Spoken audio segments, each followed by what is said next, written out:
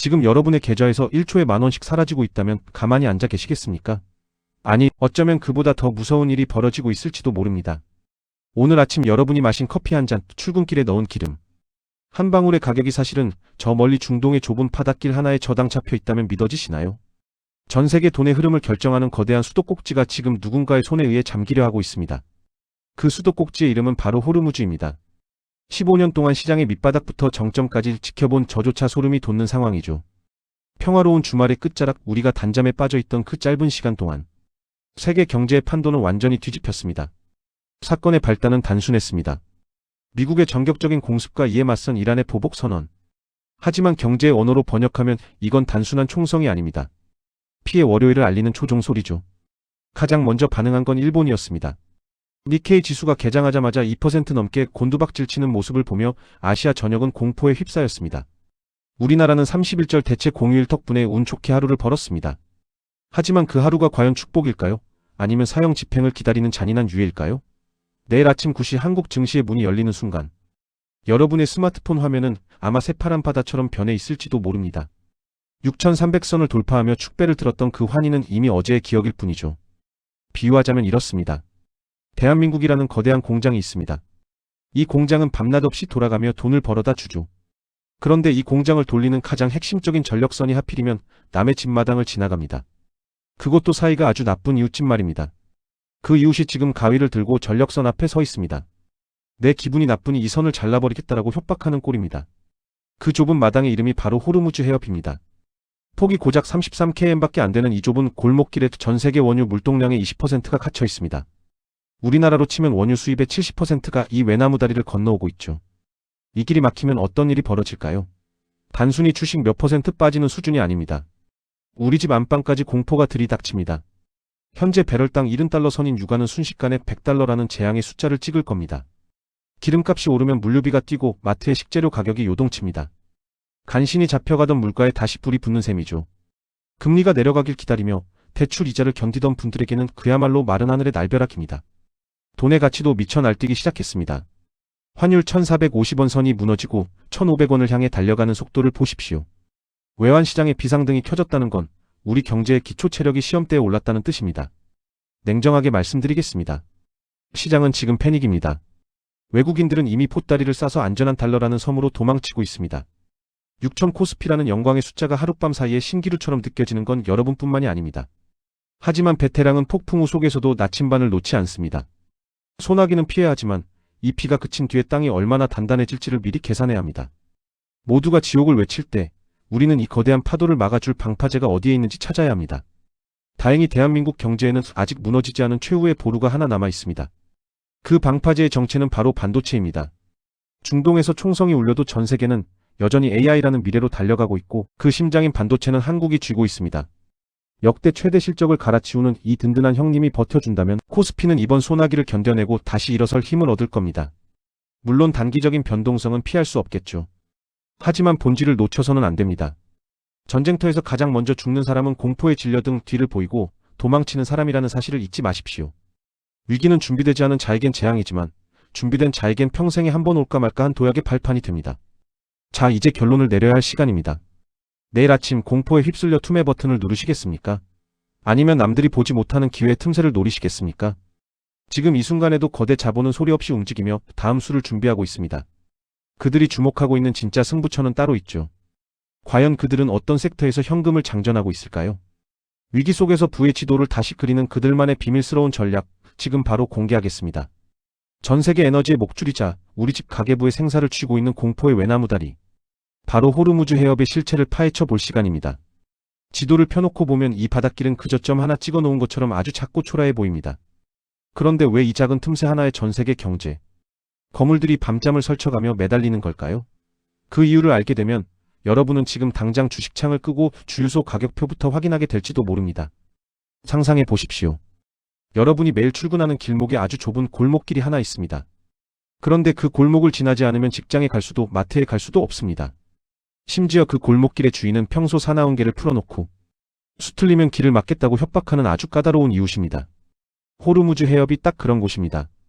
가장 좁은 구간의 폭이 고작 33km입니다. 서울에서 인천까지 가는 거리보다도 짧죠. 이 좁은 틈으로 전 세계 원유의 20%가 매일같이 쏟아져 들어옵니다. 에너지의 동맥이라는 말은 결코 과장이 아닙니다. 더 기막힌 사실은 이 해협의 구조에 있습니다. 대형 유조선들이 안전하게 다닐 수 있는 깊은 수로가 하필이면 이란의 영해 안에 쏙 들어가 있습니다. 이란이 마음만 먹으면 언제든 전 세계 에너지의 수도꼭지를 잠가버릴 수 있다는 뜻입니다. 실제로 이란은 자신들의 심기가 불편할 때마다 이 바닷길에 기뢰를 설치하겠다거나 봉쇄하겠다는 카드를 꺼내듭니다. 전 세계를 상대로 한 거대한 인질극이 벌어지는 장소가 바로 이 33km의 바닷길인 셈이죠. 대한민국에게 이곳은 단순한 바다가 아니라 생명선 그 자체입니다. 우리가 쓰는 원유의 70%, 그리고 겨울철 난방을 책임지는 천연가스의 20%가 이 좁은 길을 통과해서 옵니다. 만약 이 길이 보름만 막힌다면 어떤 일이 벌어질까요? 공장은 멈추고 발전소 가동률은 떨어지며 물가는 통제 불능의 상태로 치솟을 겁니다. 정부가 비축유를 풀어서 버틴다고는 하지만 그건 어디까지나 단기 처방일 뿐입니다. 근본적인 혈관이 막혔는데 반창고 하나 붙인다고 해결될 문제가 아니라는 겁니다.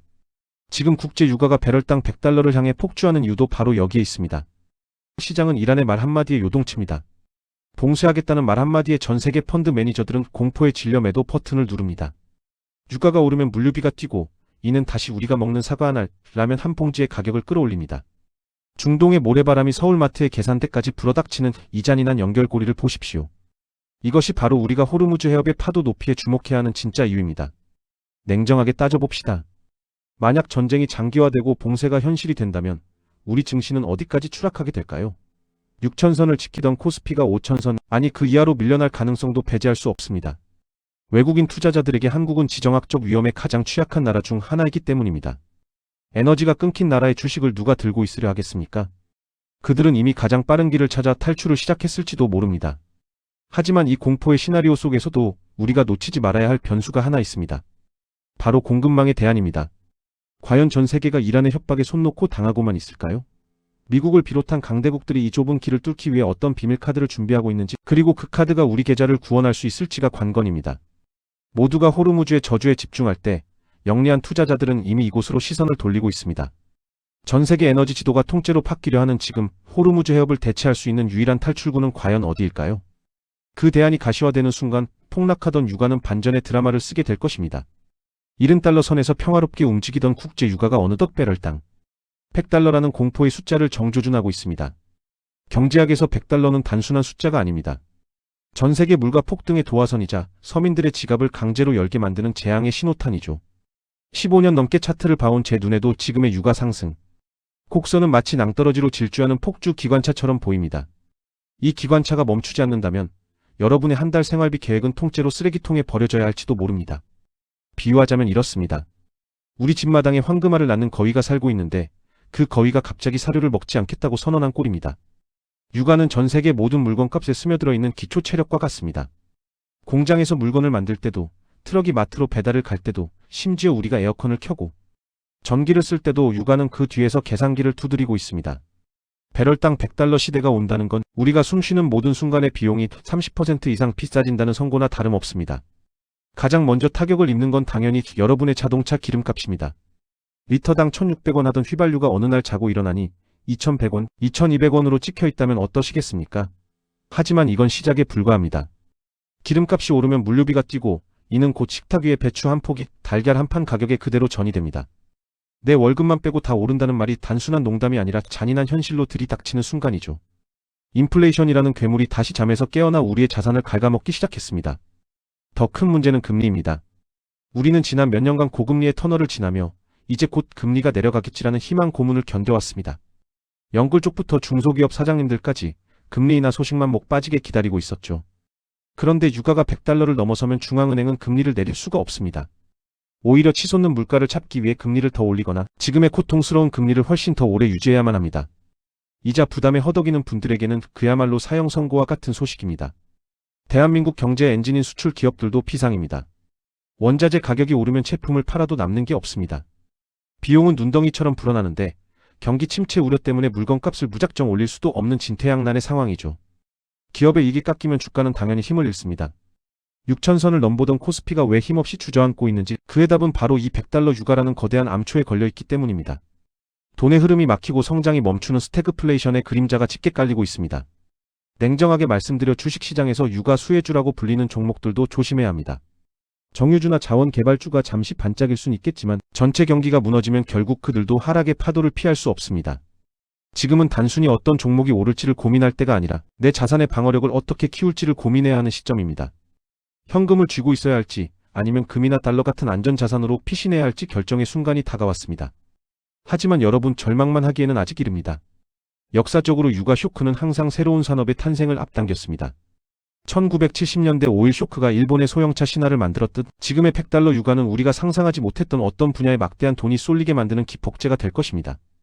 공포에 질려 눈을 감고 있을 때 누군가는 이미 그 거대한 돈의 길목에 그물을 던지고 있습니다.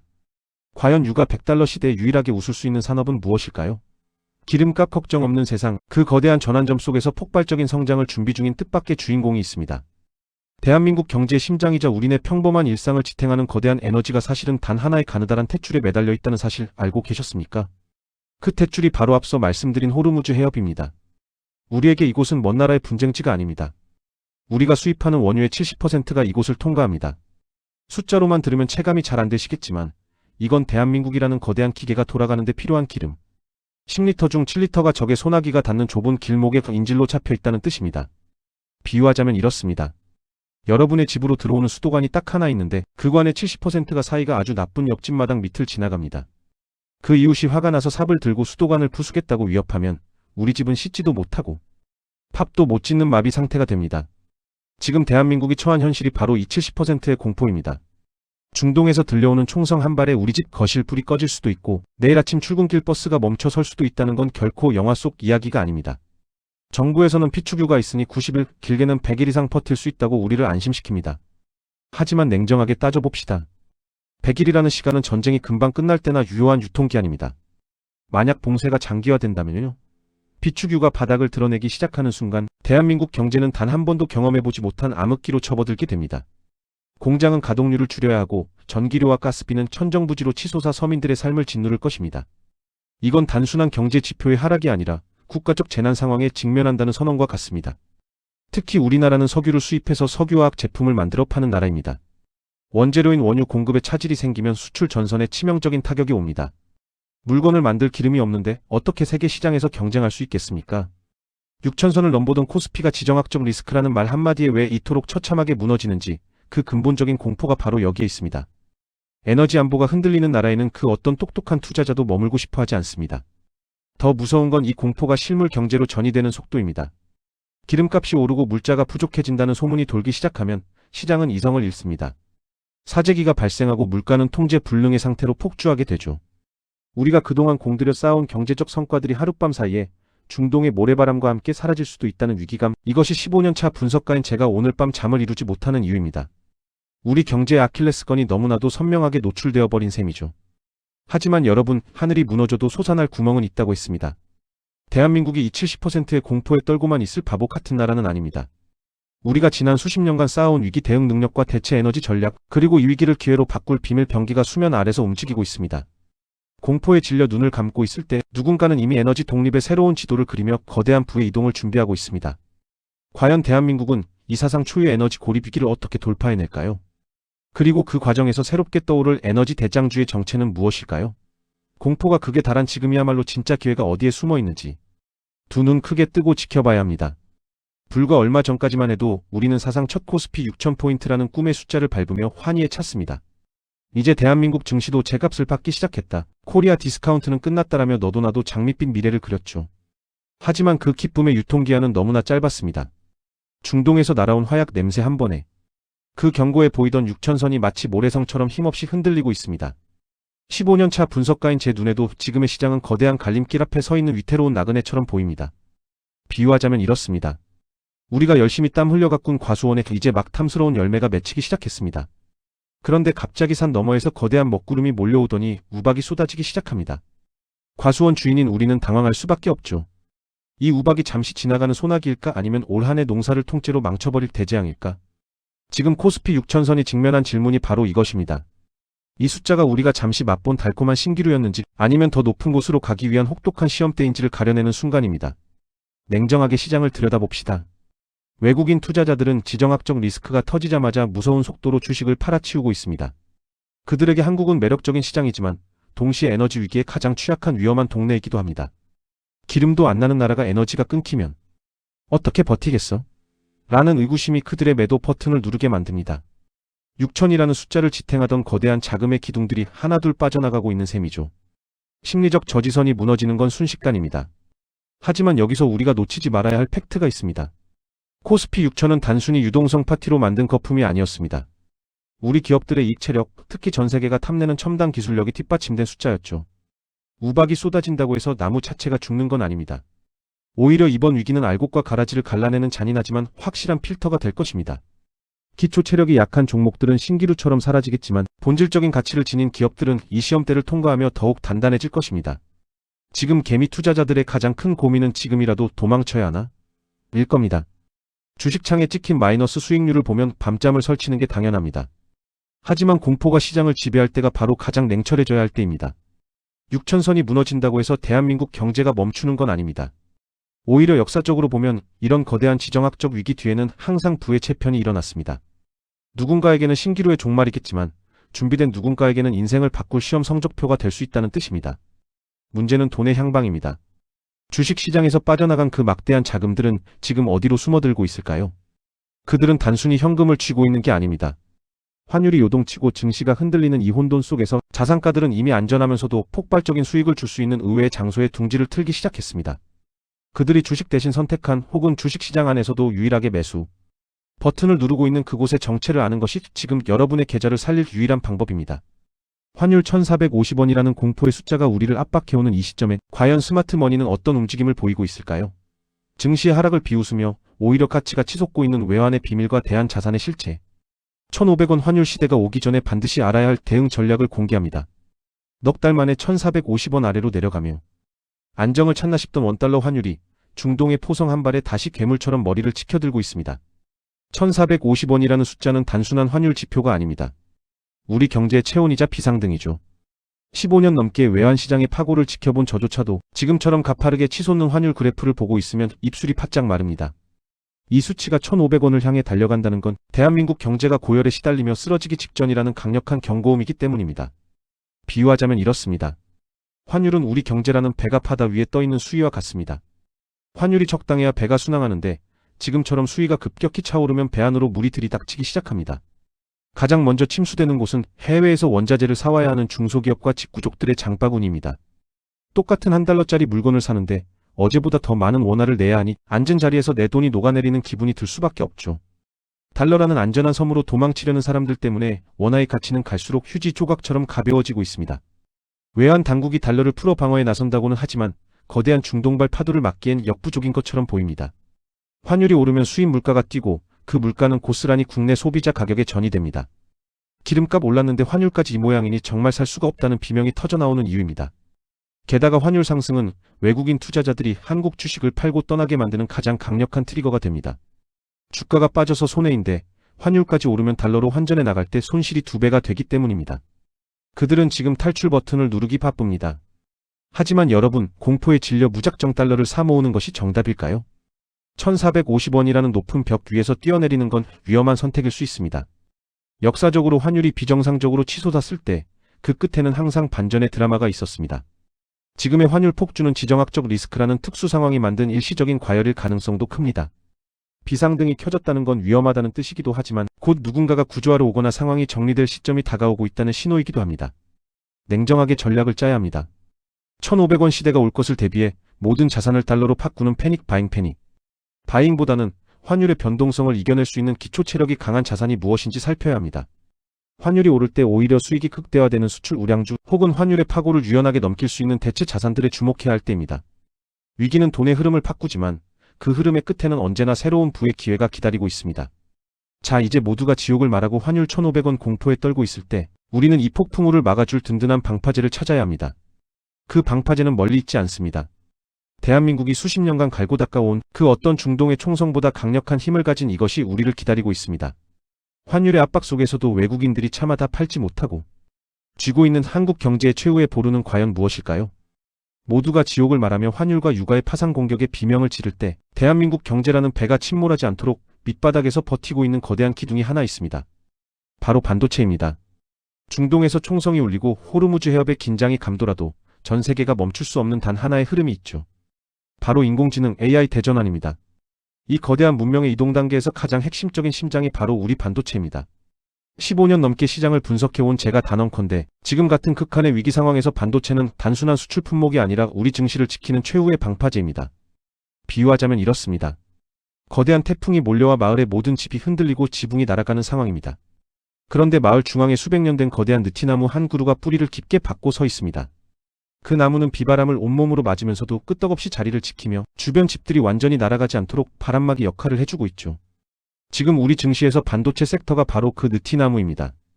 지정학적 리스크라는 태풍이 불어닥쳐도 전 세계 빅테크 기업들이 줄을 서서 기다리는 HBM 같은 고부가가치 반도체 수요는 중동의 전운보다 훨씬 더 강력한 힘을 발휘합니다. 실제로 한국의 반도체 수출 실적은 역대 최대치를 갈아치우고 있습니다. 기름값이 오르고 환율이 요동쳐서 다른 기업들이 고통받을 때 반도체 기업들은 오히려 환율 효과로 이익이 극대화되기도 합니다.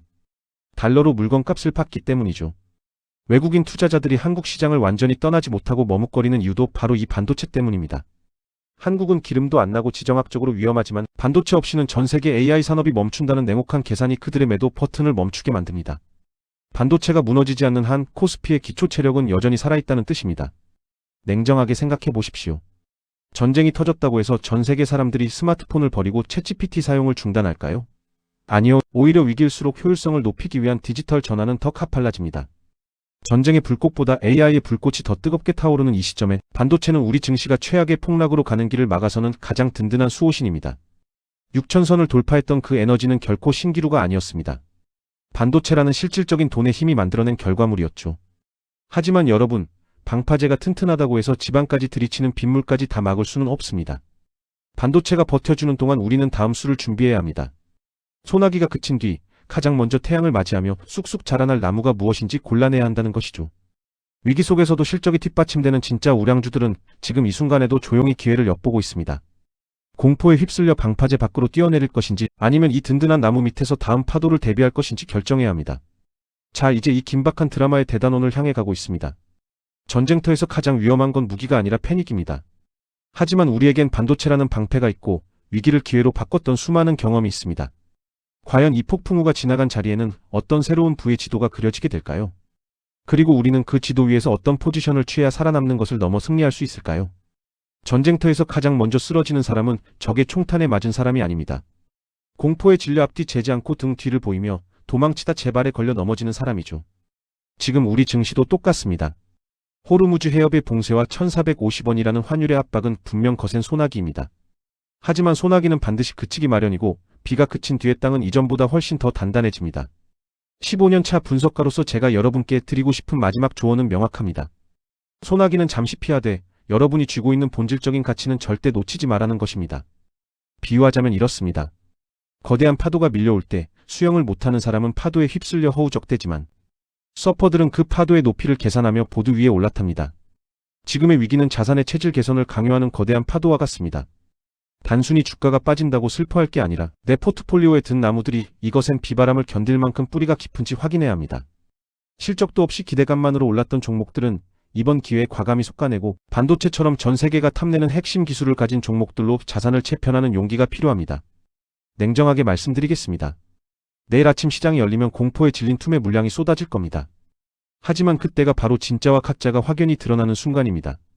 남들이 모두 지옥이다를 외치며 도망칠 때 여러분은 차분히 앉아 실적이 뒷받침되는 우량주들이 어디까지 조정받는지 지켜보십시오. 위기는 언제나 준비되지 않은 자에겐 재앙의 얼굴로 다가오지만 숫자를 읽을 줄 아는 준비된 자에겐 평생에 한 번 올까 말까 한부의 추월차선이 됩니다. 6천선을 돌파했던 우리 증시의 저력은 어디 가지 않았습니다. 돈의 흐름은 정직합니다. 중동의 전운이 가라앉고 유가가 안정을 찾기 시작하면 갈 곳. 이른 막대한 자금들은 다시 가장 강한 체력을 가진 시장으로 몰려들 것입니다. 그때 가장 먼저 그리고 가장 높게 튀어오를 공은 무엇일까요? 바로 오늘 우리가 확인한 반도체와 에너지 독립을 준비하는 미래 산업들입니다. 지금의 환율 폭등과 유가 쇼크는 오히려 그 산업들의 성장을 수년은 더 앞당기는 기폭제가 될 것입니다. 공포라는 안개를 걷어내고 그 뒤에 숨은 거대한 기회의 지도를 보십시오. 자, 이제 선택은 여러분의 몫입니다. 파도에 휩쓸려 사라지는 모래알이 되시겠습니까? 아니면 파도를 타고 더 높은 곳으로 비상하는 서퍼가 되시겠습니까? 오늘의 분석이 여러분의 흔들리는 마음을 잡아주는 단단한 탓이 되었기를 바랍니다. 시장은 늘 잔인하지만 공부하고 준비하는 투자자에게는 반드시 그만큼의 보상을 돌려줍니다. 1,500원 환율 시대가 오든 유가가 100달러를 넘든 본질을 꿰뚫어보는 여러분의 눈만 있다면 부의 기회는 반드시 다시 찾아옵니다. 오늘 준비한 긴급 분석은 여기까지입니다.